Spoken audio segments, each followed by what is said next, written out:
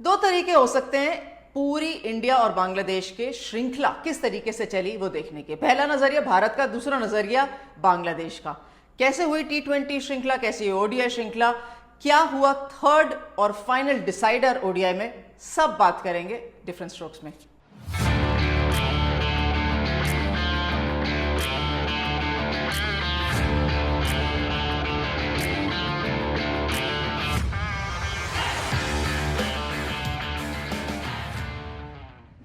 स्वागत है आपका डिफरेंट स्ट्रोक्स के अंदर। और भाई मजा जरूर आया मैच देख के। क्यों? क्योंकि एक दर्शक की नजर से अगर हम मैच देखें तो बहुत रोमांचक था। 200 से प्लस रन्स बने, चेस करते हुए टीम एक तरफ, दूसरी तरफ मैच चलता रहा पेंडुलम की तरह, लेकिन इवेंचुअली टाई में खत्म हुआ। कैसे, क्यों? शुरू से शुरू करते हैं। जब कप्तान बांग्लादेश की टीम ने कहा कि रन्स बोर्ड पे डालना वो पसंद करती हैं, क्योंकि पिछले मुकाबले में उन्होंने कहा कि चेज उनसे बहुत बढ़िया तरीके से हुआ नहीं। बिल्कुल सही डिसीजन। और जो इंप्रेसिव परफॉर्मेंसेस पहले मैच दैट इज टी20 से लेके फाइनल मैच तक आए हैं, इट हैज बीन रिमार्केबल। जो कोच है हसन तिलकरत्ने, ऑफ कोर्स अगर आपको याद होगा श्रीलंका के लिए खेलते थे, लेफ्ट हैंडेड बैटर है, लेफ्ट हैंडर वैसे भी बड़ा क्लास खेलते हैं, अनबायस्ड बोल रही हूँ बिल्कुल। तो डेवलपमेंट जो बांग्लादेश क्रिकेट की है वो इस पूरी श्रृंखला में नजर आ गई। जिस तरीके से ओपनर्स ने बैटिंग करनी शुरू करी, मुझे नहीं याद कि लास्ट टाइम जो बांग्लादेश के ओपनर्स थे उन्होंने इतना बढ़िया स्टैंड, 100 प्लस स्टैंड का कब दिया था, वो भी भारतीय टीम के विरुद्ध। इतना अच्छा लंबा स्टैंड जो फरगाना हक पिंकी को बोला गया कि आप ओपन करिए, बिकॉज जो थोड़े से चेंजेस मुर्शिदा की जगह वो उन्होंने फरगाना हक के साथ बैटिंग करना पसंद किया जाना, which was absolutely brilliant. 93 runs की जो साझेदारी थी, नियरली ऑफ कोर्स 100, 93 रन्स की साझेदारी, वो भी against an Indian bowling lineup जिसके अंदर अच्छे खासे बॉलर्स हैं, वॉज इंप्रेसिव। अच्छी चीज़ क्या लगी कि जो उनका आउटलुक था ना, वो रन्स बनाने की तरफ था। जो आउटलुक था वो विकेट पर रुकने का था, सिर्फ अगेंस्ट द टर्न या ऊपर से फील्डर के ऊपर से बॉल मार के रन्स बनाना नहीं था। So yes, they were slightly slow but they were patient. And जब अच्छी टीम एक बिल्डअप करने की तरफ चल रही होती है ना, तो पहली चीज़ उनको यही होता है कि आप विकेट पे स्टे करिए, कम से कम एक लंबा इनिंग्स खेलने की कोशिश तो करिए, स्पीड तो आप धीरे धीरे पकड़ ही लेंगे। So very impressive outing by the two Bangladesh openers. उन्होंने बिल्कुल परफेक्ट टोन सेट किया। इनफैक्ट पिंकी ने तो शतक भी लगा दिया, और आउटस्टैंडिंग शतक। आउटस्टैंडिंग इसलिए क्योंकि 50 ओवर तक आप गर्मी के अंदर, ह्यूमिडिटी के अंदर, जहां आपने कभी इतने रन्स ना बनाए हो against an opposition like India, definitely calls for an applause. Brilliant innings, भले ही स्लो थी लेकिन कोई बात नहीं, ये स्टार्ट है।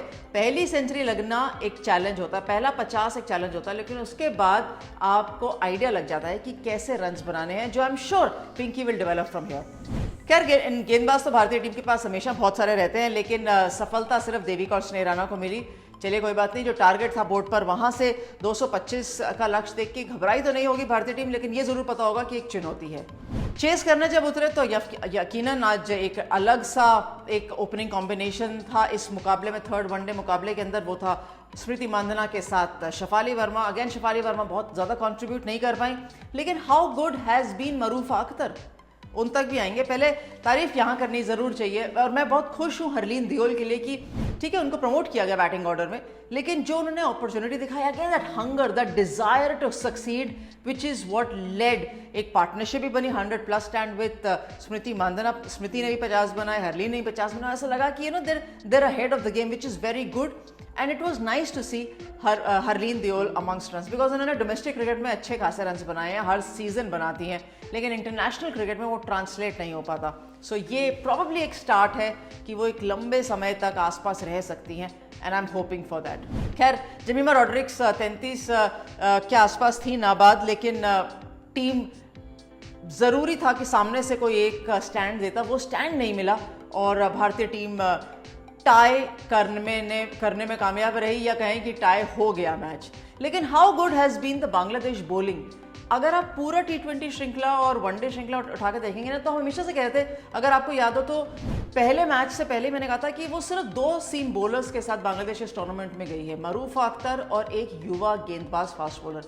लेकिन Marufa Akhter has been brilliant. First match में तो इनफैक्ट उनको प्लेयर ऑफ द मैच मिला था, 4 विकेटें मिली थी, और आखिरी ओवर डालने के लिए कप्तान ने उनको रिस्पॉन्सिबिलिटी दी, which just goes to show that the development of Marufa Akhter in international cricket और बहुत रिसेंट उनका डेब्यू है, I think T20 world cup के अंदर ही उनका डेब्यू है फॉर बांग्लादेश। वहाँ से लेके अगर आपको आखिरी ओवर डालने को कप्तान देता है, इनफैक्ट उनके साथ साथ बाकी स्पिनर्स भी, भले ही वो थोड़े उनसे ज़्यादा अनुभवी हो, but credit must go to the spinners, चाहे वो सुल्ताना खातून हो, Nahida Akhtar, Rabia, फाहिमा, everyone have actually played their part in the bowling, और वो bowling को बहुत बढ़िया तरीके से कप्तान ज्योति ने चलाया है। So from where Bangladesh was in T20 series to this, I think credit must go to Bangladesh कि उनका जो कर्व रहा है वो डेवलपमेंट की तरफ रहा है। So absolutely well done।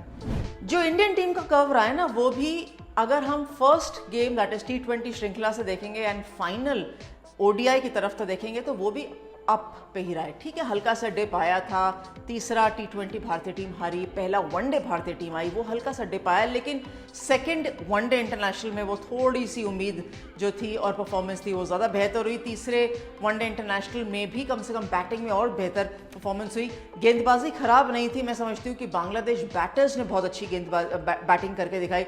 So for the Indian team also they finish the tour, yes the result, because हमें लगता है कि भारतीय टीम डोमिनेंट है, भारतीय टीम ज़्यादा अनुभवी है और है। रैंकिंग्स के अंदर भी अगर बांग्लादेश के सामने देखेंगे तो India is a much higher rank team that Bangladesh, but cricket है और आप घर में जाके जब किसी टीम के घर में क्रिकेट खेलते हैं तो ऑपोजिशन को हल्का कभी भी नहीं लेना चाहिए। So I definitely say full marks to Bangladesh for the growth, the development, the desire, the hunger and the performance that the team has actually come out to be. एक चीज बहुत ग्लेयरिंग थी, वो थी भारतीय टीम की गेंदबाजी में कमी। हालांकि ऑप्शन जरूर है, देविका वैद्य लेग स्पिनर है, देविका और स्नेह राणा दोनों ऑफ स्पिन बॉलिंग करते हैं, अमनजोत जो है वो सीम बॉलिंग कर सकती हैं अलॉन्ग विथ मेघना सिंह। जेमिमा रॉड्रिक्स को भी हमने गेंदबाजी करते देखा, शेफाली वर्मा को भी देखा। मैं सरप्राइज हूँ कि शेफाली वर्मा आखिरी ओवर भी डालती है इनिंग्स का। क्या ये अवॉइड हो सकता है? नहीं, वो मेरे ख्याल से अवॉइड हो सकता है, because it's always nicer to go to a recognised bowler. और ऐसी सिचुएशन नहीं आती भारतीय टीम के अंदर कि आपको आखिरी ओवर किसी पार्ट टाइम स्पिनर की तरफ जाना चाहिए। इनफैक्ट वो हैबिट नहीं रहनी चाहिए until Shafali Verma becomes a regular bowler. हालांकि लेफ्ट आर्म स्पिनर भारतीय टीम के पास हैं, लेकिन लेफ्ट आर्म स्पिनर को मौका नहीं लगा। राधा यादव अभी भी शायद इंजर्ड हैं, तभी एशियन गेम्स के स्क्वाड में भी नहीं है। ऑप्शन था वनडे T20 श्रृंखला के अंदर, जहां हमने अनुषा बरेडी को भी देखा, वो तो इनफैक्ट ODI टीम में भी थी। राशि कनौजिया को देखा था T20 श्रृंखला में। तो एक लेफ्ट आर्म स्पिनर की कमी जरूर खल रही थी। मुझे लगा कि एक लेफ्ट आर्म स्पिनर भारतीय टीम के अंदर अगर खेल सके, स्क्वाड में डाल सके, क्योंकि अगर हम बैटिंग ऑर्डर देखेंगे ना तो वहाँ 10 मेघना सिंह अकेली एक प्लेयर दिखती है जो रेगुलरली बैटिंग नहीं करती। बाकी सारे प्लेयर्स जो है ना अपने डोमेस्टिक क्रिकेट की टीम के अंदर रेगुलर बैटिंग करते हैं, या तो टॉप ऑर्डर या मिडिल ऑर्डर के अंदर, तो सबको बैटिंग आती है, तो कोई एक्सक्यूज नहीं है 225 रन ना चेस कर पाने का। लेकिन लेफ्ट आर्म स्पिनर की कमी। राजेश्वरी गायकवाड़ जरूर रहेंगी एशियन गेम्स के स्क्वाड में, क्योंकि यहां से एशियन गेम्स की तरफ चलेंगे। लेकिन पहले राजेश्वरी गायकवाड़ की तरफ बात कर लेते हैं। आपको पता है कि जब राजेश्वरी ने बॉलिंग करना शुरू किया तो किसको देखकर बॉलिंग सीखी थी? नहीं पता ना, मैं बताती हूँ। हार्डवर्क तो बहुत ही किया है, बचपन से लेके अभी तक तो चल ही रहा है वो चीज़ें। लेकिन जब शुरुआत की थी तब तो अभी तो सबको पता है क्योंकि मैं पेसर थी। करेक्ट। क्या ज़ाहिर खान जी पसंद थे तो मैंने उसी हिसाब से उनको देखते देखते बॉलिंग सीखी थी। ऐसा नहीं था कि मुझे किसी ने सिखाया था। अब तो पता चल गया।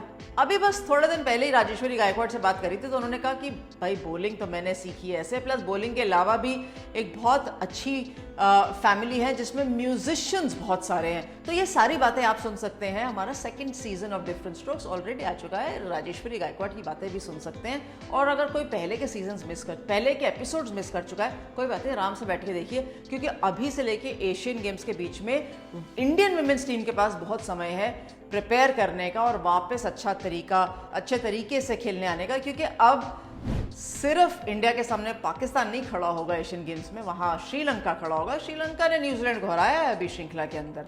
अब बांग्लादेश भी खड़ा होगा। थाईलैंड को हल्का बिल्कुल मत समझिए। जो भी टीमें भारतीय टीम के सामने आएंगी ना, वो चुनौती देंगी। तो अब से लेके भारतीय टीम के पास समय है एशियन गेम्स की प्रिपरेशन का। और आपके पास किसका समय है? डिफरेंट स्ट्रोक्स के पहले और दूसरे सीजन पे पूरा अप टू डेट होने का, है ना। होमवर्क आपका भी है, मेरा भी है, लेकिन हम लगातार डिफरेंट स्ट्रोक्स के प्रोग्राम्स लाते रहेंगे। तब तक आप लाइक, कमेंट, शेयर भी करिए और डिफरेंट स्ट्रोक्स के सीजन भी देख सकते हैं। Thanks very much for watching.